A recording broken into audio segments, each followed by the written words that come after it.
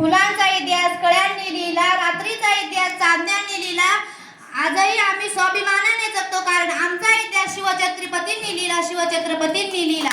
सन्माननीय पूजक वर्ग व येथे उपस्थित सर्वांना माझा नमस्कार. आज 19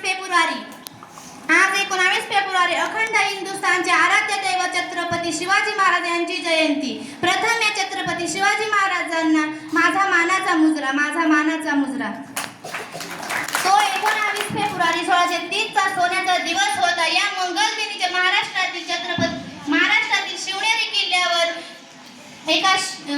महाराष्ट्रातील शिवनेरी किल्ल्यावर माता जिजाऊंच्या पोटी एक शूर सिंहाचा जन्म झाला. तो शूर सिंह म्हणजे रयतेचे राजे छत्रपती शिवाजी महाराज होय. त्यांच्या वडिलांचे नाव शहाजी राजे व आईचे नाव जिजामाता होते. माता जिजाऊंकडून शिवराजांनी उत्तम संस्कार मिळाले. पिता शहाजीकडून शौर्याचा अनमोल वारसा मिळाला. छत्रपती शिवाजी महाराज हे